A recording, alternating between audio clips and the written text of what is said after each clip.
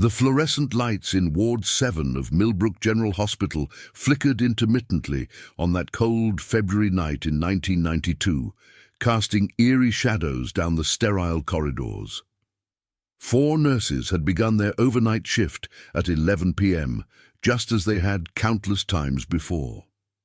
By 7 a.m. the next morning, when the day shift arrived, all 4 had vanished without a trace, leaving behind only their personal belongings and a mystery that would haunt the small Indiana town for over 3 decades. Rebecca Martinez had been the charge nurse that night, a 15-year veteran with 3 children at home, and a reputation for never missing a shift. At 28, she was the anchor of the night team, someone who knew every patient's needs and could handle any medical emergency with calm precision. Jennifer Walsh, 24 and fresh out of nursing school, looked up to Rebecca like an older sister. The two had developed an easy friendship over Jennifer's first year at Millbrook General, with Rebecca often covering Jennifer's mistakes and teaching her the unwritten rules of hospital life. Before we continue with this haunting mystery, if you're as intrigued as I am by these unexplained disappearances, please hit that subscribe button and let me know in the comments where you're watching from. I love hearing from viewers around the world who share my fascination with these unsolved cases. The third nurse, Patricia Coleman, was 41 and had worked the night shift for nearly a decade. She preferred the quieter pace and the smaller team, finding solace in the routine after her divorce 2 years earlier. Her colleagues knew her as dependable but private, someone who did her job well but rarely shared details about her personal life. The youngest of the group was Amanda Rivera, just 22 and barely 6 months into her career. She had grown up in Millbrook, the daughter of a factory worker and a school secretary, and taking the job at the local hospital had felt like achieving a dream her parents had nurtured since she was in high school. The night had started normally enough. The 11 p.m. shift change went smoothly, with the evening nurses briefing their night counterparts on each patient's condition. Ward 7 housed 32 patients that night, a mix of post-surgical cases, elderly residents receiving long-term care, and a few patients recovering from minor procedures. The hospital's security logs showed all 4 nurses badging in at their usual times, with Rebecca arriving first at 10:45 p.m., followed by Patricia, Jennifer, and finally Amanda at 10:58 p.m. Dr. Michael Torres, the attending physician on call that night, remembered making rounds with Rebecca around 1:30 a.m. They had discussed Mrs. Eleanor Hoffman in room 712, an 83-year-old woman recovering from hip replacement surgery who had been experiencing some confusion and agitation. Rebecca had suggested adjusting her pain medication schedule, and Dr. Torres had agreed. He recalled Rebecca seeming perfectly normal, professional, attentive, and showing no signs of distress or unusual behavior. The last documented interaction with any of the 4 nurses came from the hospital's automated medication dispensing system.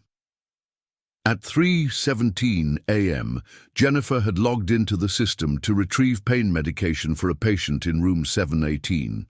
The computerized records showed she had followed all proper protocols, entering her credentials and the patient's information correctly. Security cameras in the medication room captured her efficiently gathering the supplies, her movements calm and routine.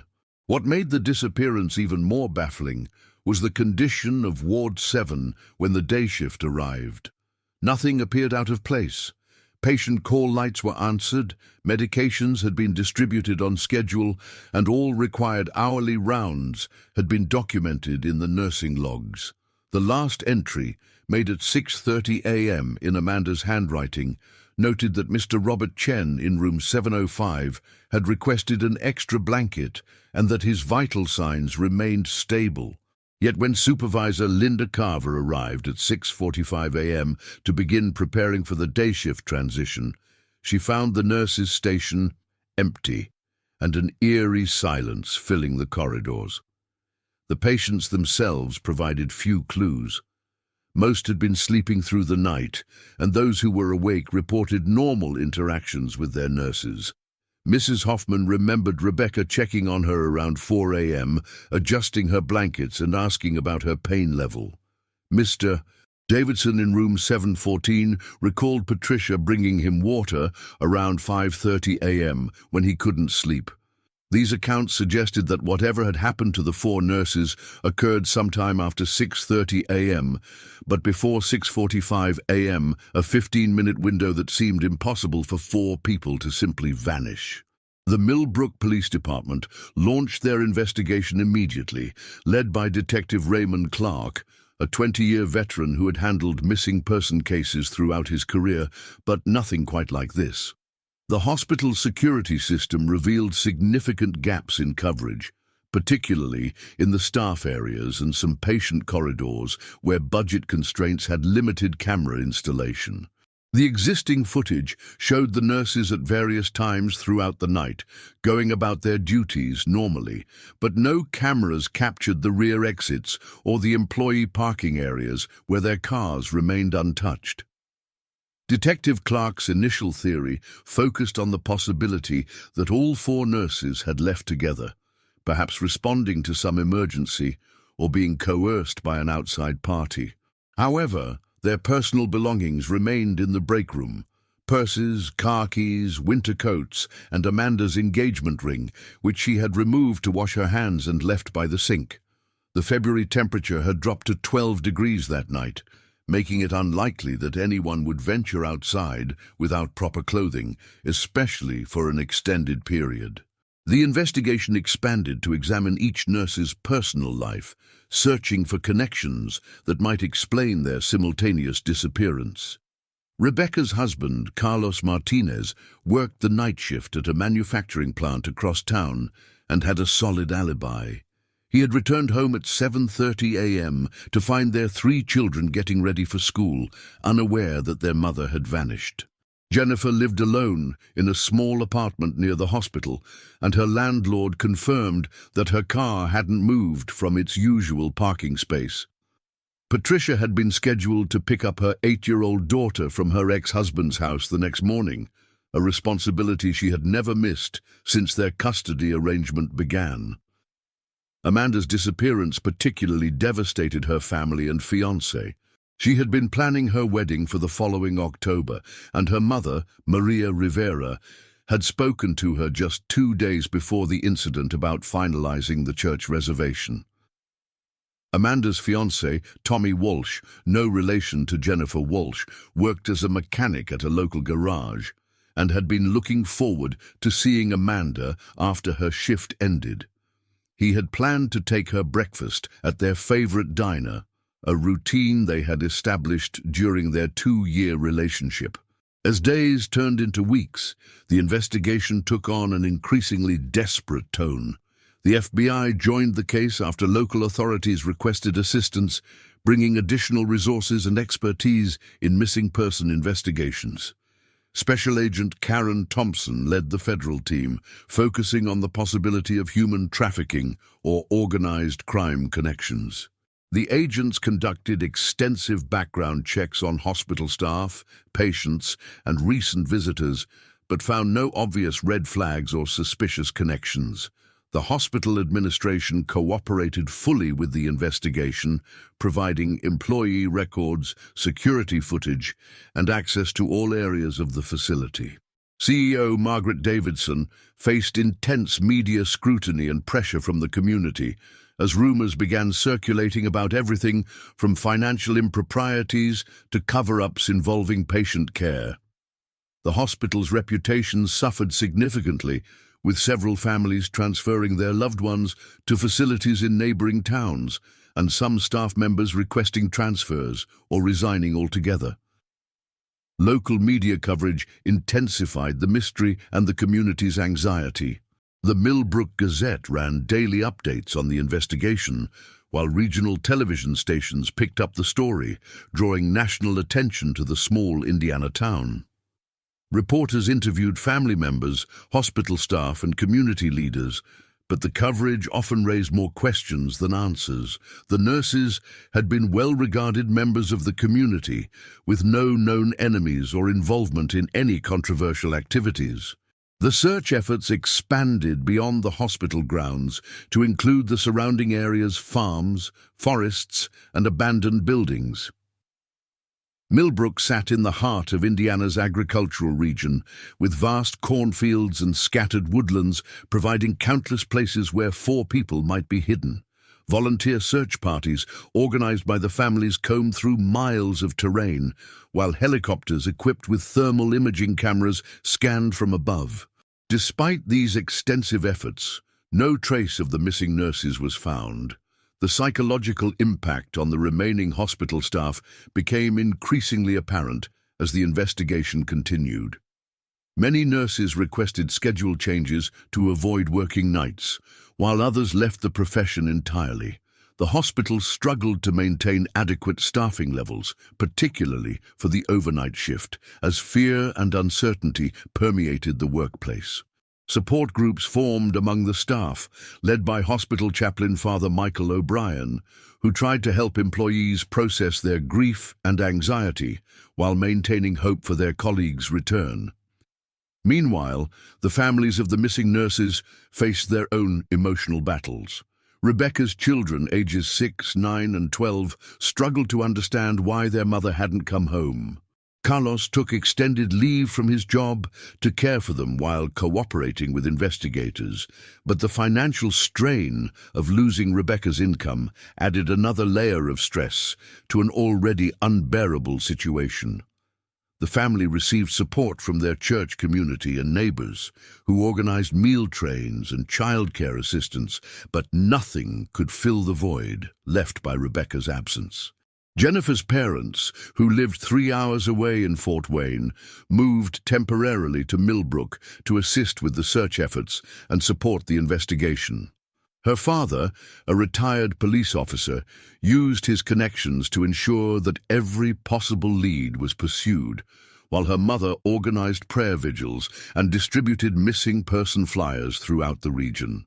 They had been so proud when Jennifer graduated from nursing school, and her sudden disappearance shattered their dreams of watching her build a successful career and start a family of her own. Patricia's ex-husband, despite their contentious divorce, put aside their differences to focus on finding his daughter's mother. Their 8-year-old daughter, Emma, had been staying with him during Patricia's work week and was scheduled to return to her mother's apartment that weekend. He struggled to explain the situation to Emma while maintaining hope that Patricia would be found alive and well. The custody arrangements that had once been a source of conflict now seemed trivial compared to the possibility that Emma might never see her mother again. The Rivera family's anguish was compounded by Amanda's upcoming wedding and the life she and Tommy had been planning together. Maria Rivera had been so excited about gaining a son-in-law and the prospect of grandchildren that Amanda and Tommy had discussed.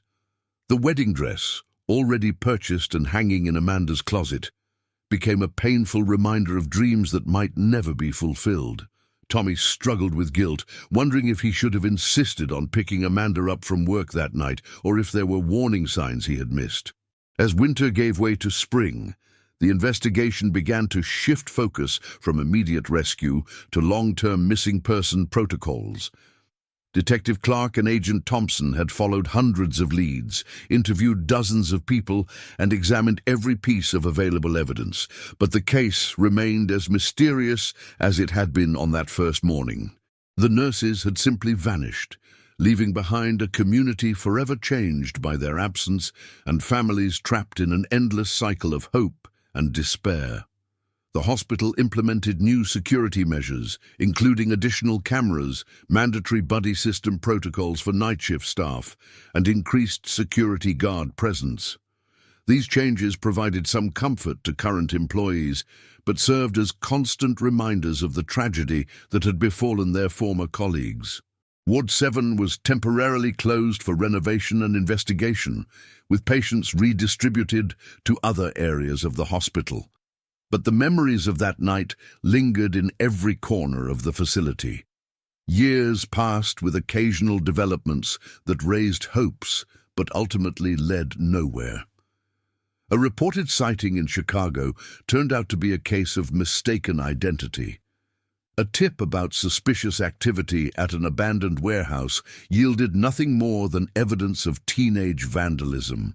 Anonymous phone calls claiming knowledge of the nurse's fate proved to be cruel hoaxes that only added to the family's pain. Each false lead reopened emotional wounds that had barely begun to heal, making the passage of time feel more like an extended torture than a gradual healing process. The case file grew thick with documentation, witness statements, and expert analyses, but the fundamental questions remained unanswered. How could 4 people disappear so completely from a secured building? Why would they leave together without their belongings? What could have motivated or forced them to abandon their patients, their families, and their lives so suddenly? The absence of answers became its own form of torment for everyone involved, from the investigating officers to the grieving families to the traumatized community. Detective Clark, who had hoped to solve the case before his retirement, eventually passed the investigation to his successor, Detective Sarah Kim, with a heavy heart and a promise to remain available for consultation. Agent Thompson was reassigned to other cases but continued to check in periodically, reviewing the file for any new angles or overlooked details. The case became a career-defining obsession for both investigators, representing not just professional failure but human tragedy on a scale they had never encountered. The Millbrook community gradually adapted to life with an unsolved mystery at its heart. Memorial gardens were planted at the hospital in honor of the missing nurses. An annual fundraising walk raised money for a scholarship fund established in their names. Local high school students studying criminal justice wrote research papers about the case, keeping the memory alive while hoping that fresh eyes might spot something that experienced investigators had missed. The nurses' names were added to a missing persons memorial in the state capital, ensuring that their disappearance would not be forgotten even as active investigation efforts diminished. For the families, the passage of time brought a complex mixture of acceptance and renewed determination. Rebecca's children grew up with their mother's absence as a constant presence in their lives. Carlos never remarried, maintaining hope that Rebecca might someday return while building a life that honored her memory and provided stability for their children. He kept her nursing license renewed and her personal belongings exactly as she had left them, creating a shrine-like atmosphere that both comforted and haunted the family. Jennifer's parents aged rapidly under the stress of their unresolved grief, but they never stopped advocating for continued investigation. They hired private investigators with their retirement savings, consulted with psychics and mediums despite their skepticism, and maintained a website dedicated to their daughter's case. Every Christmas and birthday became a painful reminder of celebrations Jennifer would never attend, milestones she would never achieve, and the grandchildren they would never have through her. Patricia's daughter Emma grew up carrying the weight of her mother's disappearance, struggling with abandonment issues and anxiety that required ongoing therapy.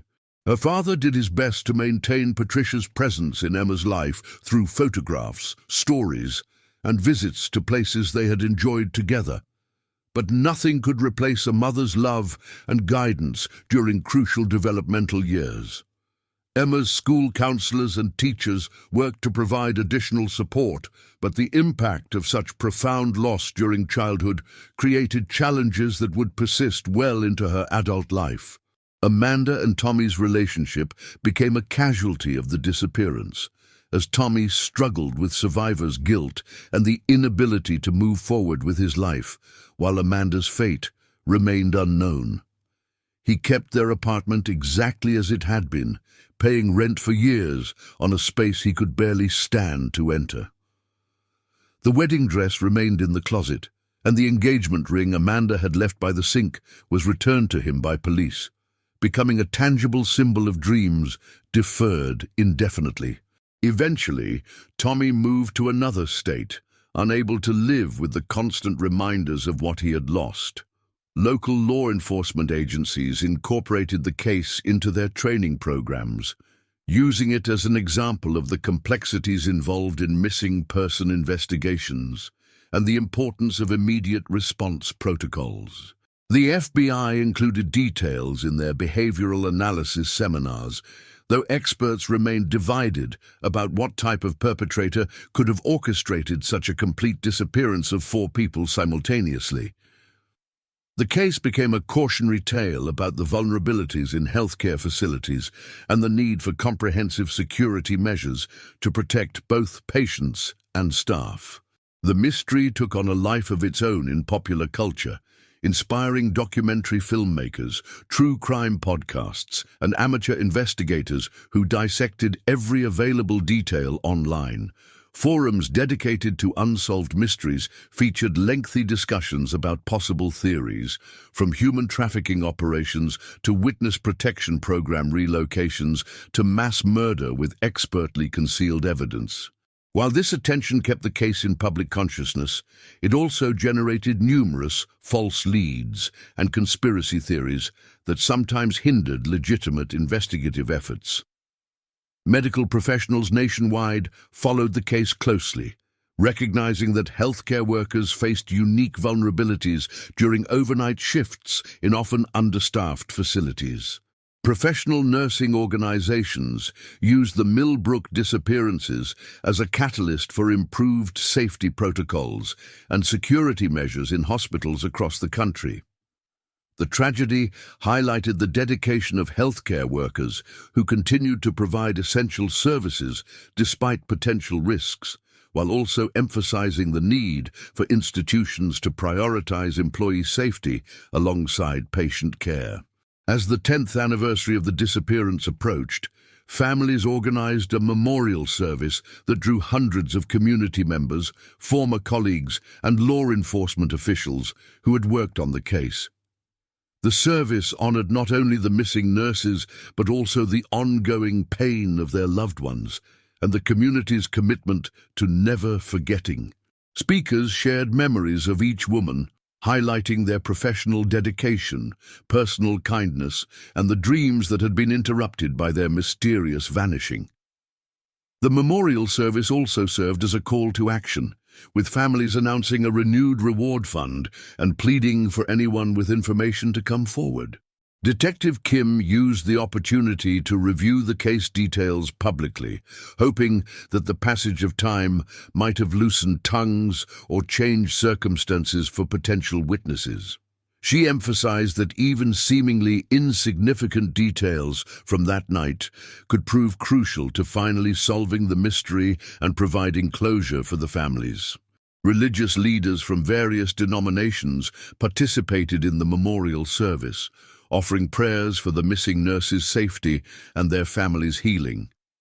The interfaith nature of the gathering reflected the community-wide impact of the disappearance and the universal human need for hope in the face of inexplicable loss.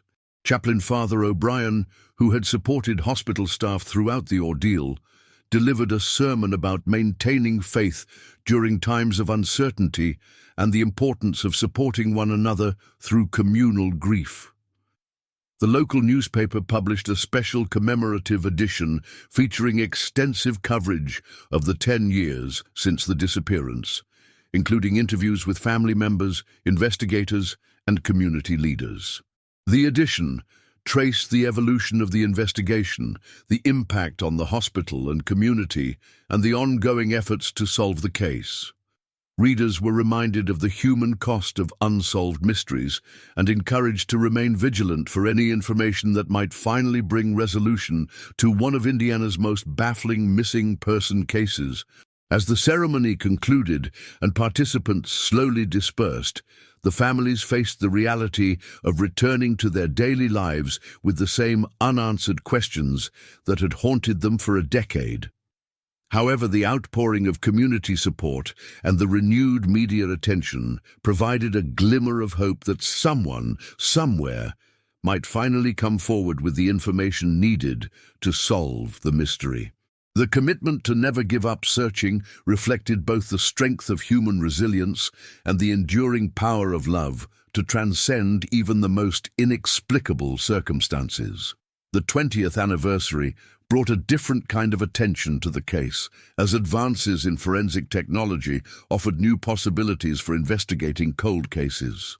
Detective Kim, now a lieutenant and still occasionally reviewing the file, worked with state forensic experts to re-examine physical evidence using DNA analysis techniques that hadn't been available in 1992.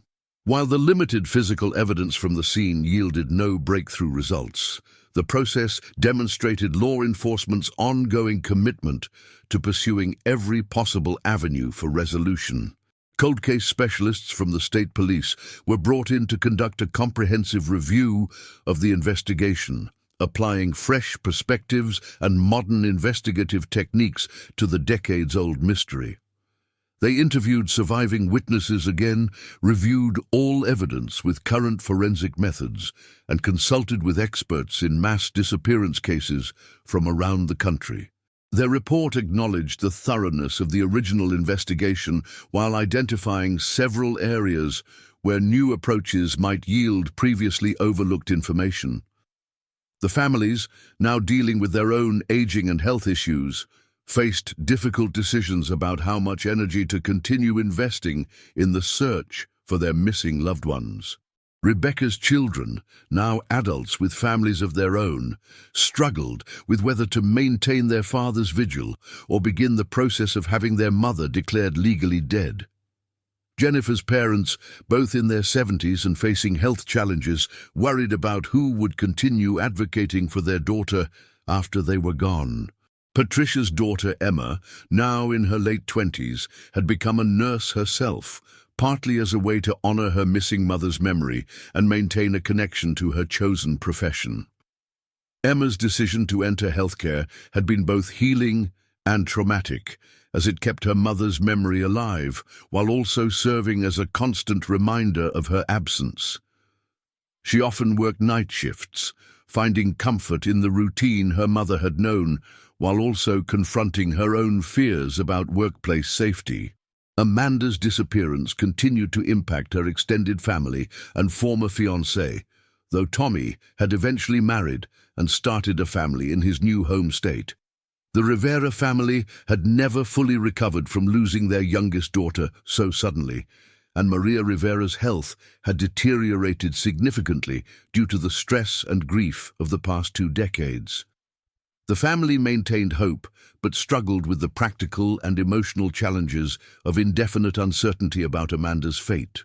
The hospital had undergone significant changes in the intervening years, including new ownership, extensive renovations, and completely updated security systems. Ward 7 had been redesigned and reopened, but many longtime staff members requested assignments to other areas, unable to work comfortably in the space where their colleagues had vanished. The new administration made the anniversary of the disappearance an annual day of remembrance, honoring the missing nurses while also celebrating the dedication of current healthcare workers.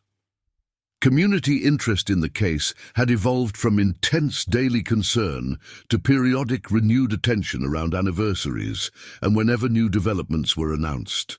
Local historians had begun documenting the case as part of Millbrook's history, recognizing that the disappearance had become a defining event for the town. Students at the local college wrote theses and research papers about various aspects of the case, from its impact on healthcare security to its role in changing missing person investigation protocols. The case had also attracted attention from academic researchers studying mass disappearances, workplace violence, and the long-term impacts of unresolved trauma on communities. Sociologists examined how Millbrook had adapted to living with an unsolved mystery, while psychologists studied the coping mechanisms developed by families dealing with ambiguous loss. These academic perspectives provided new frameworks for understanding the case's broader implications while offering limited comfort to those personally affected by the tragedy. Technology continued to evolve, bringing new possibilities for investigation and public awareness. Social media platforms allowed for widespread sharing of information about the case, though they also facilitated the spread of unfounded theories and false information. Crime-solving apps and websites featured the disappearance prominently, exposing the mystery to new generations of amateur investigators who might spot details that had been overlooked by professionals. The development of advanced database systems allowed investigators to cross-reference the Millbrook case with similar disappearances nationwide, searching for patterns that might indicate the work of serial perpetrators or organized criminal activity. While several potential connections were identified and investigated, none led to breakthrough revelations about what had happened to the 4 nurses. The uniqueness of the case, 4 people vanishing simultaneously from a secured workplace, remained one of its most puzzling and distinctive features. As the 25th anniversary approached, Detective Kim prepared for retirement, having spent the majority of her career haunted by the unsolved case. She had interviewed hundreds of people, followed countless leads, and consulted with experts from around the world, but the essential questions remained unanswered. Her final report on the case ran nearly 300 pages, documenting every investigative avenue pursued and every theory examined, creating a comprehensive record for future investigators who might bring fresh insights to the mystery. The families faced the 25th anniversary with a complex mixture of emotions: grief that remained as sharp as ever, frustration with the lack of resolution, but also gratitude for the community support that had sustained them through decades of uncertainty.